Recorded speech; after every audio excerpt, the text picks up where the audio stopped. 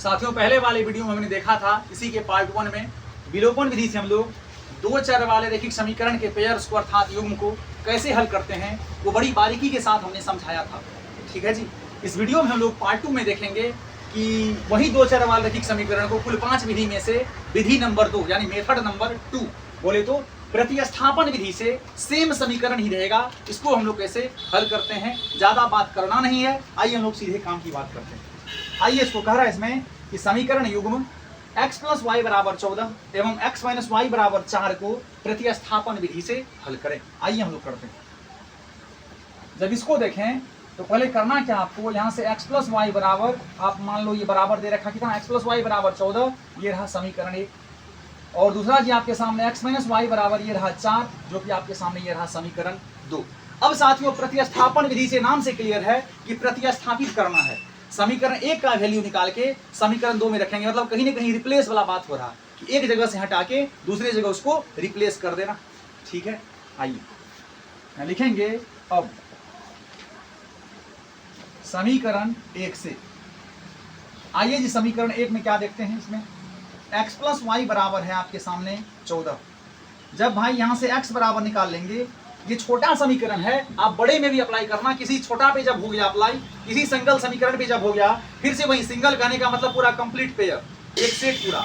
जब single set पे apply जब हो गया तो भाई कोई भी समीकरण रहे, कितना भी बड़ा रहे, आप सब पे क्या कर सकते हो, यही फॉर्मेट को आप फॉलो करके बैठा देना।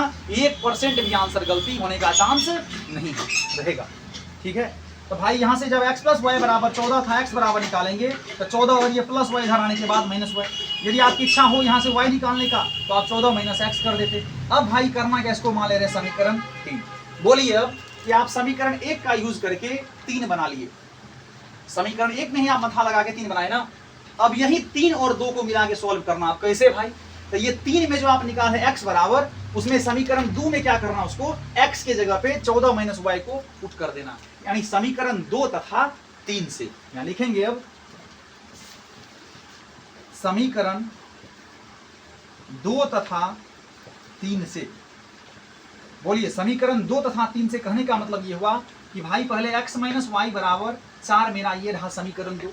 अब इसमें क्या करना है, x के जगह पे 14 - y रख देना है। क्यों? क्योंकि यहाँ लिखा हमने पहले कि समीकरण 2 तथा 3 से, यानी 2 और 3 दोनों की हेल्प से हम लोग आगे स्टेप बढ़ाएंगे। x की जगह पे क्या रखना भाई, यहाँ 14 - y, ये बराबर तो 4 है, ये है। और ये 14 रहेगा, ये +4 इधर आने के बाद -4, ये -y इधर जाने के बाद +y इधर, मतलब दाईं ओर। आगे स्टेप में क्या करना साथियों, यहाँ आपको बोलिए 14 - 4 क्या होगा, 10 होगा। यहाँ से आपको y बराबर 23 तो नहीं हो रहा, सॉरी, यहाँ भाई x के जगह पे हमने क्या रखा, x के जगह पे 14 - y, x के जगह पे 14 - y हो गया। भाई ये जो y है पहले से मेरा, इस y का यूज करेंगे ना जी। x के जगह पे यहाँ रखे 14 - y, x के जगह पे ये मेरा y पहले से है, यहाँ y लिख देंगे। x के जगह पे 14 - y हमने रख दिया। ये मेरा क्वेश्चन का ही, समीकरण 2 का ही y है पहले से, यहाँ -y। अब जाके ये बराबर 4 है। बोलिए यहाँ 14 तो रहेगा, -y क्या होगा जी, -2y, ये बराबर आपके सामने साथियों 4 है। अगले स्टेप में क्या करना है, ये 14 तो रहेगा, ये जो +4 है आपको साथियों दाईं तरफ, इसको बाईं ओर ले जाने के लिए माइनस का साइन यूज करना होगा। ये -2y अभी आपके सामने बाईं ओर है, इसको जब दाईं ओर लेके जाएंगे अर्थात राइट साइड लेके जाएंगे तो साथियों ये आपका -2y नहीं रह के अब +2y होगा। यहाँ थोड़ा सा हमसे मिस हुआ था भाई, कोई ज्यादा बड़ा मिस्टेक नहीं है। यहाँ x - y = 4 है, x के जगह पे 14 - y ही तो रखना था, x के जगह पे 14 - y हमने रख दिया, फिर y तो है ही, फिर बराबर 4 है। यहाँ 14 रहेगा, -y -2y बराबर 4 है, फिर 14 - 4 बराबर 2। अगला स्टेप में भाई यहाँ 14 - 4 करेंगे, 10 आएगा, ये बराबर 2y होगा। बोलिए 5 बार में कट गया, 2 पंचे 10, फिर से y बराबर 5 आ गया। भाई अब जो y का मान 5 आ गया, उसको समीकरण 3 में रख देना है। क्या लिखेंगे, y का मान समीकरण 3 में रखेंगे। क्यों? क्योंकि तब जाके x का मान निकल जाएगा। स्टेप आ रहा बारीकी समझ में, क्या बोरिंग नहीं हो रहा फिर? ठीक है, क्या लिखेंगे,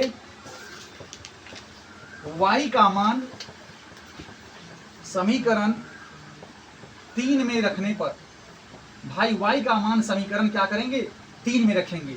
y का मान समीकरण 3 में रखेंगे। बोलिए समीकरण 3 क्या आपके सामने, x बराबर 14 - y है, लिखेंगे x बराबर 14 - y।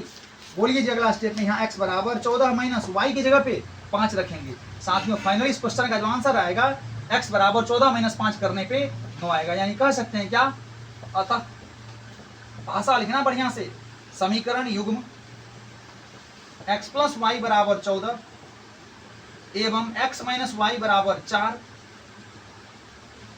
के हल x बराबर 9 एवं y बराबर 5 होंगे। साथियों आपने विलोपन विधि में देखा था, नहीं देखे हैं तो आप वीडियो में पीछे चल के देख लेना, इसका पार्ट 1 में, वहां भी हमने निकाला था x बराबर 9 और y बराबर कितना निकाला था, 5 निकाला था। x बराबर 9 और y बराबर 5, आप चाहो तो सेट कर लो, 9 प्लस 5 14 और 9 माइनस 5 4 होगा। क्या ही कहना भाई, पूरा 100% सही है, नो डाउट। अच्छे से विशेष ध्यान रखना, ये साथियों आपके सामने हमने प्रस्तुत करा विलोपन प्रतिस्थापन विधि, ठीक है जी, इसको हम लोग कहते हैं मेथड ऑफ सब्स्टिट्यूशन, प्रतिस्थापन विधि।